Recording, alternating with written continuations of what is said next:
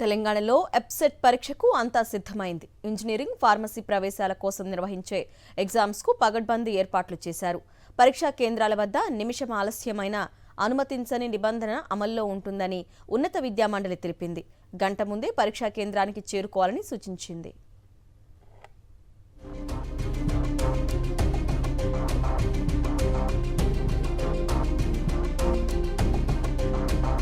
తెలంగాణలో ఇవాల్టి నుంచి మే 4 వరకు జరిగే ఎప్సెట్ పరీక్షల్లో ఎటువంటి ఇబ్బందులు కలగకుండా అన్ని ఏర్పాట్లు పూర్తి చేశారు ఉన్నత విద్యామండలి, జేఎన్టీయూ అధికారులు. రాష్ట్ర వ్యాప్తంగా 16 నగరాల్లో 124 ఎగ్జామ్ సెంటర్స్ను ఏర్పాటు చేశారు. ఇవాళ, రేపు అగ్రికల్చర్, ఫార్మా విభాగాలకు చెందిన పరీక్షలు జరగనుండగా మే 2 నుంచి 4 వరకు ఇంజనీరింగ్ ప్రవేశాల కోసం ఎగ్జామ్ నిర్వహించనున్నారు. ప్రతిరోజు 2 సెషన్లలో ఎప్సెట్ ఎగ్జామ్స్ ను నిర్వహిస్తూ ఉండగా ఉదయం 9 గంటల నుంచి మధ్యాహ్నం 12 గంటల వరకు మొదటి సెషన్, మధ్యాహ్నం 3 గంటల నుంచి సాయంత్రం 6 గంటల వరకు రెండో సెషన్ నిర్వహించనున్నారు. ఒక్క నిమిషం పరీక్షా కేంద్రానికి ఆలస్యం వచ్చినా పరీక్షకు అనుమతించేది లేదంటూ అధికారులు స్పష్టం చేశారు. ఒక్క నిమిషం నిబంధన స్ట్రిక్ట్ గా అమలు చేస్తుండటంతో విద్యార్థులు 2 గంటల ముందే పరీక్షా కేంద్రానికి చేరుకోవాలని అధికారులు సూచిస్తున్నారు.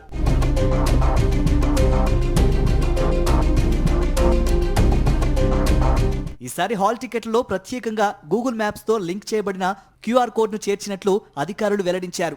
అభ్యర్థులు తమ పరీక్షా కేంద్రాన్ని సులభంగా గుర్తించేందుకు క్యూఆర్ కోడ్ స్కాన్ చేసిన వెంటనే పరీక్షా కేంద్రానికి దూరం సహా పూర్తి వివరాలు అందుబాటులో ఉంటాయని తెలిపారు అధికారులు.